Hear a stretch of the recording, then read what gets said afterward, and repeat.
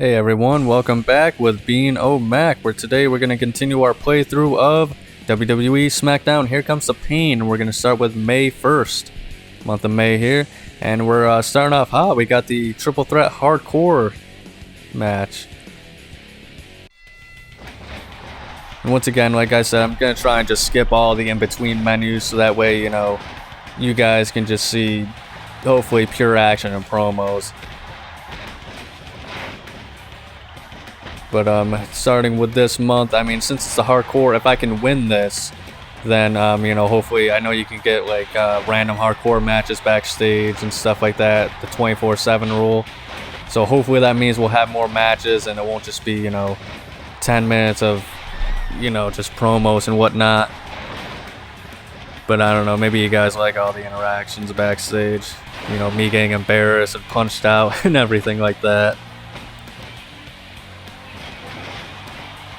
But Booker T, and if this was an actual match for the hardcore title, especially starting off the show, I mean, the hardcore title actually kind of got pumped up in 2001 before it got taken out, which is crazy. I mean, they had RVD. I felt like guys like Kane, Big Show, Chris Jericho, Rhino, who was a pretty big deal when he first came in. It wasn't just kind of like a joke anymore. I don't know what their whole deal thing was, but I mean, for a little while, I think Jeff Hardy and RVD are the most remembered hardcore champions in 2001, but I mean, they really had a lot of stacked talent going for that title. I think Undertaker was even the hardcore champ at one point too, and I think they may have, I forget if they saw the 24/7 rule. I'm assuming they probably didn't have it as much after a while because it was the invasion storyline with the TV. It probably would have taken up too much screen time, but I can't quite remember. It's been such a long time. But I mean, they really were doing some crazy stuff with the hardcore title. I think eventually it just went back to like... Gotta turn that off. Sorry about that. And yeah, I am going to leave it in. I know it's stupid and unprofessional, but this is just kind of like just a fun little playthrough type deal, but it's off, so, sorry for the inconvenience, but, it's not like one of my attempting to be professional videos, like my secrets videos or my Aki Sunday videos, which you should check out, if you're a fan of the Aki games, I do playthroughs and reviews. I love the way you just threw that sledgehammer over. But Wrestling Wednesdays, I'm sure a lot of you never actually saw my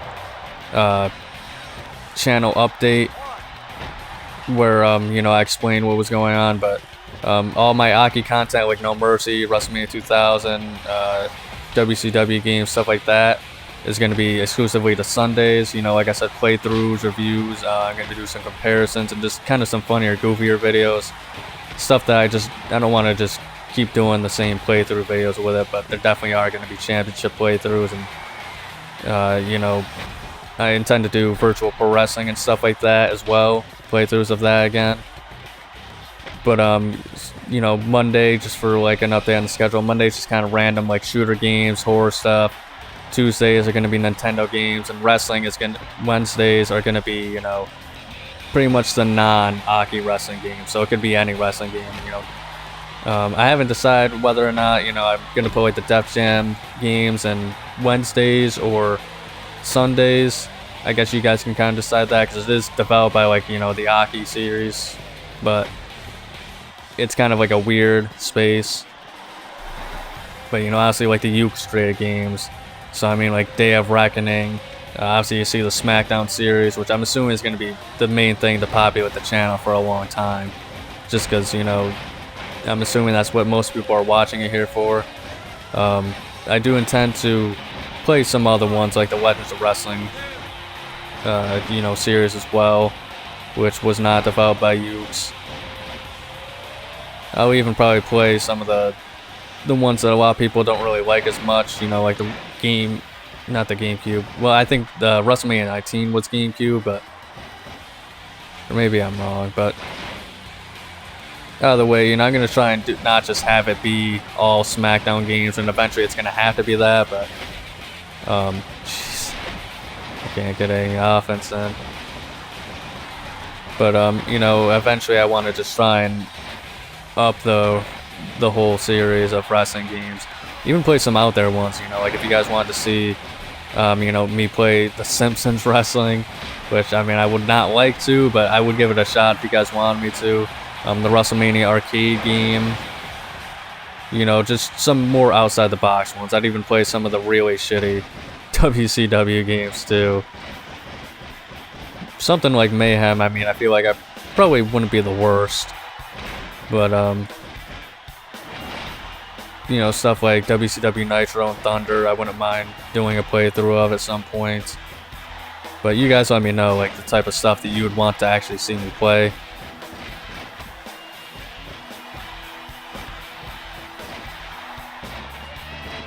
One thing I always hated in this game was the table physics.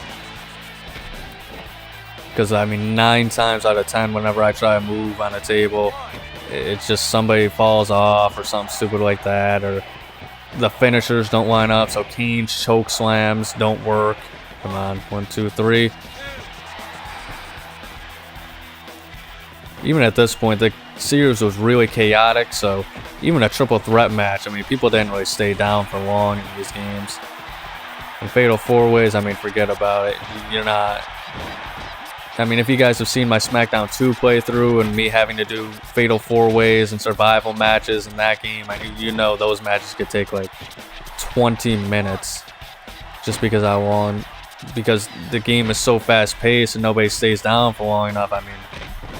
It's really cool when it's like, you're playing with your buddies, but when it's just like computers... Well, thanks for giving me the win, RVD. I'm now the hardcore champion.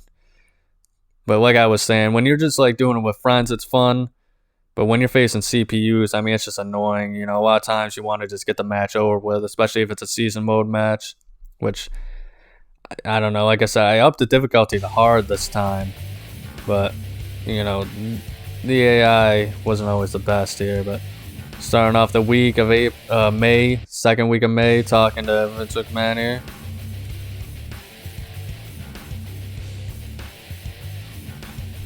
And once again, like I kind of remember a lot of these interactions because I played this game for the first time a few years ago. But I remember if you ask him like, hey, there's someone I want to fight, then he just bitches to you and says, yeah, well, what's wrong with the match I gave you? Fuck you. So like in that situation, there is nothing you can do but lose a superstar point. And I'm always gonna try and interact backstage just because that's part of the game. So you guys can at least see me get punked out and stuff like that, but that is probably one of the most poorly executed features in this game that I've ever played, like, No Mercy isn't perfect, and that's my favorite, but... So I'm not really trying to, like, crap on this series and say, No Mercy's better, yada yada, and this is why, but I try and be, objective and call things out, that kind of deserve to be called out, and you can... Some of these things you can argue, like, I'm not going to say, like, oh, man, the graphics are terrible, because, that's products of the time, but, like, there are definitely some things they could have, pretty much any wrestling game, there's no perfect one, that, these things could have executed a lot better.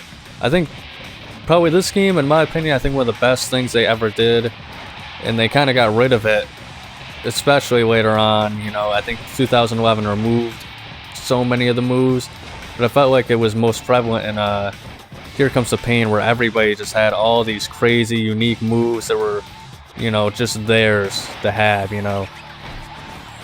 Things that weren't even necessarily moves, like Stone Cold, like there'll be times where I think he just gets in your face and it doesn't even do any damage. Or, just pushing you down and doing some kicks and stuff like that. This is definitely the best game that has, like, just so many, like, character work kind of moves that just work so well in making every character feel unique, and you really get an understanding of who they are or how they were back at the time. The Rock, I think, has a very unique moveset with his DT, the smack, the, dissing dudes to set him up for, like, a finisher or whatever. You know, I forget what it's called exactly. You know, obviously Stone Cold has his moves where he'll just kick you down and push you down and beat on you and kick you and whatnot. Kane, I feel like also is just very unique in that regard too. But I mean, I don't think there's ever been a game that makes it to where you want to play as so many different people because of just how different they are. I think that's the issue with a lot of the modern games. I mean, not only is it hard to make, you know, like I said, 200 plus characters so unique. I mean, I can't imagine that, especially not in today's age where how long it takes to make this stuff, how that's even feasible. But I mean, just the fact that they kind of took all that stuff out. I mean, like, you know, everybody just feels so similar to each other. You know, I don't even. This is still back the time where I was debating on whether or not playing as like a created superstar for this. But you know, I ended up just going with Kane because I mean, this was still the time when people were just blatantly like the main roster itself was just so fun to play. You know, sometimes, you know, because they were just so unique, it was just a lot more fun to play as the actual characters on the roster already than it was created wrestlers. And yeah, I'm really struggling with this tag stuff. I'm still kind of trying to learn what the best method is here. Pin Earl Hebner, pin. But, you know, I feel like there are definitely times and guys where no matter what happens, every single time you go for a pin, they're going to break it up, which makes sense, obviously. But then, like, it feels like your partners never do anything to help. So, once again, I think, you know, the chaotic nature of these games are what really put it on the map. Oh, yeah, see, here's Triple H coming. But then it's like, you know, other times where it's so chaotic that you're just trying to do a basic playthrough of the story or the season mode or whatever. But, I mean, it just causes issues, you know. It makes it to where it's not as enjoyable in my opinion. But when you're doing it with friends, like I said, I mean, there's chaos is just what makes it so much fun.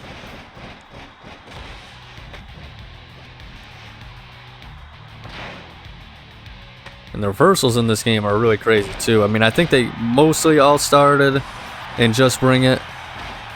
I mean, it's funny, I think there's even like a reverse DET animation that's could possibly still be in like modern WWE games actually. And it's just so funny to see.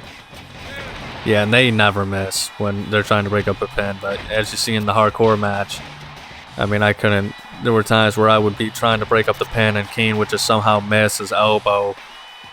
So, I mean, it just feels like they're artificially extending the matches at times. And then honestly, if you call them in early to help, you know, make sure your opponents don't interfere, then they just they just kind of stand there and don't do anything, and then two, the referee is focused on them and they don't check out the submission or pin. But hopefully, alright, this should be the end. Alright, thank goodness. I think I'm going to save the respect for later on. I don't want to attack people too often because, like I said, I mean, usually I end up just getting, you know, the tables turned back on me. But, you know, taunting is not a bad idea. It's kind of, I don't know exactly what it does exactly. I'm assuming it has something to do with your face and heel meter that you can't really see unless you're playing as a created superstar, but it's still just a nice option if they left that kind of thing in there. And this is also a cool thing. I like when they ask you about participating in the UK tours. I know Bradshaw was the one who came up with it, but I can't remember when they had the tribute to the troops in these games.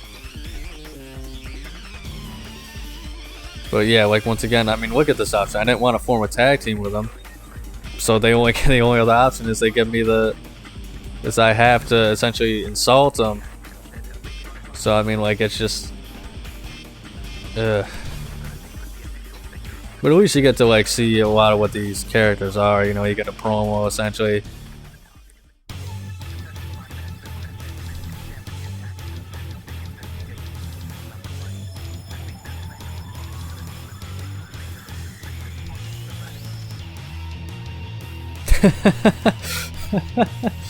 Oh jeez.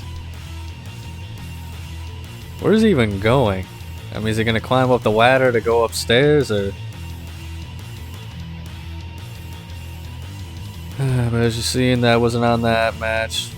And the UK tour isn't until June, so we're not gonna see that until next episode. Oh jeez, now we got Eric Bischoff. Let's see what he has to say about this. A match? Really? Oh, of course. This is why you don't talk to people backstage.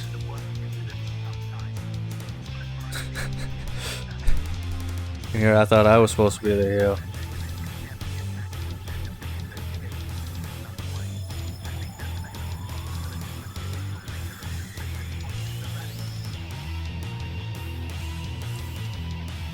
And was Ruthless Aggression really? Because I know Attitude was kind of a big deal. They actually were pushing that at the beginning. But I know they had that big promo with, you know, everybody in the ring. You know, Vince saying, I want to see Ruthless Aggression. But was that really as big of a deal as I remember? Because I remember it being, you know, just a few, like after that promo, they kind of didn't really mention it anymore. And it was kind of just called the Ruthless Aggression era because of that promo. Not because they were really pushing it, but... Yeah, as you can see, now we have finally gotten the mask. Which, you know, obviously, it's really cool that they... I think Here Comes the Pain. Shut Your Mouth, from what I remember, they had outfits for every single character, which was awesome. Here Comes the Pain, it was only a select few, but I mean, it's still cool that, you know, you get it for pretty much almost everybody you'd want to have an outfit. You know, it's would be cool if you could have, you know, 2 Kane outfits, you know, one from the Attitude Era. But, you know, even just giving us the option here of not having the mask is pretty cool. Both options. I mean, I'm rambling. I can't even form complete sentences here.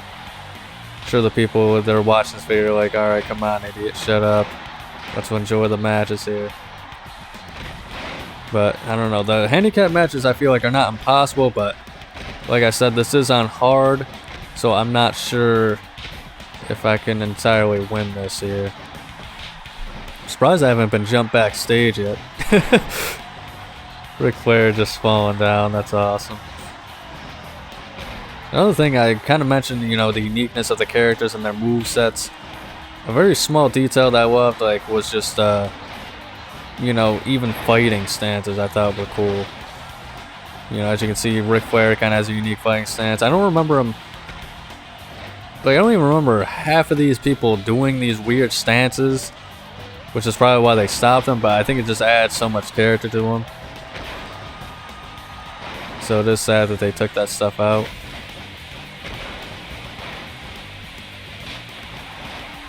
Even around this time, though, Ric Flair was just such a joy to watch. I mean, it wasn't like the... He wasn't the same guy that he was back, you know, in WCW or, you know, during his peak, but he was still just, even without all that, you know, crazy, you know, gimmick shtick. I mean, he was always able to cut an entertaining promo. He was always good in the ring. I like how Triple H is just watching. So, you know, even back then, though, I remember joking, you know, me and my brothers saying, man, you know, Ric Flair, he's like 100 years old and this and that. And I think if people...